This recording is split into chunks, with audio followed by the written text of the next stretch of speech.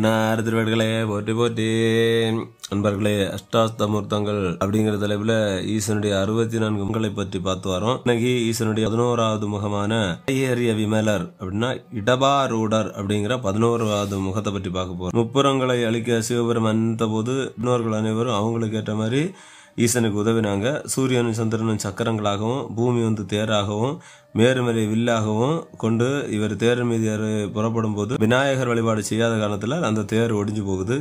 அந்த நிலையில இவரை தாங்கிறதுக்காக எல்லாம் வல்ல அகிலாண்ட கோடி பிரம்மாண்ட நாயகனாகிய மகாவிஷ்ணு காளையாக உருவெடுத்து ஈசனை தாங்கி பிடிப்பாரு. அப்ப ஈசன் அந்த காளைக்கு மேலே ஏறி உட்கார்ந்து இந்த முப்புறத்தையும் எரித்ததாக நாம வரலாறு படிச்சிருக்கோம். கடகரியும் பரிமாவும் தேரும் உகந்தேராதே இடவம் உகந்து ஏறியவாறெனக்கரிய இயம்பேடி தடமதில்கள் அவை மூன்றும் தளல் எரித்த அந்நாளில் இடவமதாய் தாங்கினான் திருமால்கான் சாளலோ அப்படின்னு திருவாசகத்துல குறிப்பிடப்பட்டிருக்கு. இந்த விடையர் செல்வர் உருவம் எப்படி இருக்கும் அப்படின்னா, சிவபெருமான் காளைக்கு மேல இருக்கதாட்டு ஆகமங்கள்ல குறிப்பிடப்படுகின்றன. இதுல வலக்கால் நேராகவும் இடக்கால் சற்று வளைந்தும் இருக்கும்.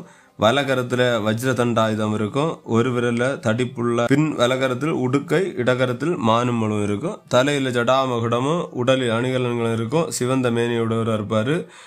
சிவப்பு நிற ஆடை உடுத்திருப்பாரு. அதில் தேவி வலகரத்துல நீலோத்பல மலர் இருக்கும். இடக்கரம் தொங்கியவாறு இருக்கும். ஈசனுடைய வீட்டிருக்கக்கூடிய அம்பிகைய தர்ம சித்தி பிரதாயினி அப்படின்னு சொல்லுவாங்க. திருஞான சம்பந்தர் புராணத்துல ஈசனுடைய இந்த கோலத்தை பற்றி என்ன சொல்லியிருக்குன்னா, பொன்மலை வல்லியும் தாமும் பொறுவிடை மேல் எழுந்தருளி சென்னி இளம் பிறைதகள செலும் பொய்கை மருங்கணிந்தார் அப்படின்னு திருஞான சம்பந்தர் பாடியிருப்பார். திருத்தொண்ட நாயனார் ஈசனை இந்த விடையறிய விமலரை எப்படி சொல்லியிருப்பார்னா, மலை பயந்த தையலோடும் சரவணத்து தனையரோடும் தாம் அனைவர் தனிவெள் விடைமேல் நெடு விசும்பில் தலைவர் அப்படின்னு பாடியிருப்பாரு. நிறைய விதங்கள பாடியிருக்காங்க. அதே சமயத்துல இந்த ரிஷபாரூட மூர்த்தி ரிஷபவாகனத்துல வடம் இருக்குத வடமொழியில என்ன சொல்லுவாங்கன்னா பாருடனுங்க. தமிழ்ல சொல்லணும்னா மடவாள். தன்னோடும் விடையேறும் எங்கள் பரமன் உருவலர் பவளமேனி ஒளி நீரணிந்து உமையோடும் வெள்ளை விடைமேல் அடிய ஏற்றினர் கனலன மேனியா வெந்த நீர் மெலும்பு மலிந்த விடையூர்தியா அன்போலும் சடைமேல் புனல் தாங்கிய மின்போலும் புரிநூல் விடையேறிய வேதியனே சு வேறு எங்கள் பரமன் இன்னொரு மால் வரைபோல் விடையேறுவர் அப்படின்னு திருஞான சம்பந்தர் தமிழ்ல பல வார்த்தைகள் சொல்லி போட்டிருப்பாரு.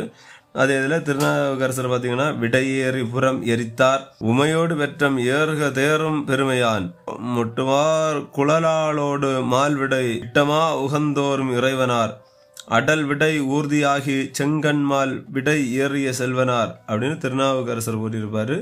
இதை சுந்தர தேவரை பாத்தீங்கன்னா, மறுவார் கொன்றை மதிசூடி மாணிக்க தின்மலை போல வருவார் விடைமேல் மாதோடு மகிழ்ந்து பூதப்படை சூழ் பணிந்தேறும் ஈசன் அப்படின்னு சொல்லியிருப்பாரு. காளை மீது அமர்ந்து இந்த உருவத்தை நம்ம தரிசிப்பதனால என்ன நடக்கும்னா, நம்முடைய அறம் பெருகும், தர்மசித்தி பிரதாயனுடைய அருள் கிடைக்கும்.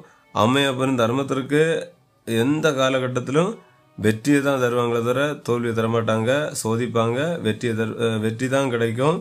திருவாசகத்துல அதுதான் முதல்ல சொன்னாங்க. தடமதில்கள் மூன்றும் தளல் எரித்த அந்நாளில் இடவமதாய் தாங்கினான் திருமான் சாளலோ அப்படின்னு. அதாவது மாணிக்க வாசகர் திருவாசகத்துல ஈசனை அப்படி போட்டிருக்காரு. ஆழ்வார்களே சிறந்தவர் நம்மாழ்வார். அந்த நம்மாழ்வாரு ஏராளும் இறையேனும் அப்படின்னு சிவபெருமானை போட்டிருப்பாரு. நிறைய ஆழ்வார்கள் போட்டிருக்காங்க. அதுல நம்மாழ்வார் இது வில்லி பாரதத்திலையும் இடவாகன்ற பற்றி சொல்லியிருக்கோம். திருமால் வேண்டிக் கொண்டதனாலதான் ஈசன் என்ன செஞ்சாரு, ரிஷபமா மாற்றி அதாவது காளையாட்டாக்கி அந்த காளை மேல இவர் எழுந்தருளி இருக்கார். வில்லியார் சிவனை குறிக்கும் போது பல இடங்களை சொல்லுவாரு. ஏருடையான், ஏருடை கடவுள், ஏற்றான், விடையவன், விடையோன், விடை வாகனன், வெள்ளூர்தி, இப்படி பல பேர்கள்ல சொல்லியிருப்பாரு. அதுல ஒரு பாட்டு பாத்தீங்கன்னா, ஓர் பச்சை மயில் பாதியுடனே துய்ய விடை மீதொரு செஞ்சுடர் எழுந்தது உம்பர்மணியாளினோடு தும்புருவு நாரதனும் உருகி இசைவாட அருள்கோர் அம்மையுடனே விடையின் மீதொளிர்கின்ற அப்படின்னு வில்லி பாரதத்துல வில்லி புத்தூரார் சொல்லியிருப்பாரு.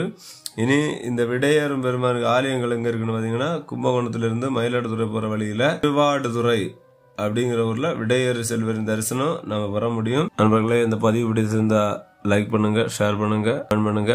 இன்றைய கிருஷ்ணரோட பயணம் எப்படி இருந்துன்னு சொல்லுங்க. கிருஷ்ண கிருஷ்ண கிருஷ்ண கோவிந்த கோவிந்த கோவிந்தா.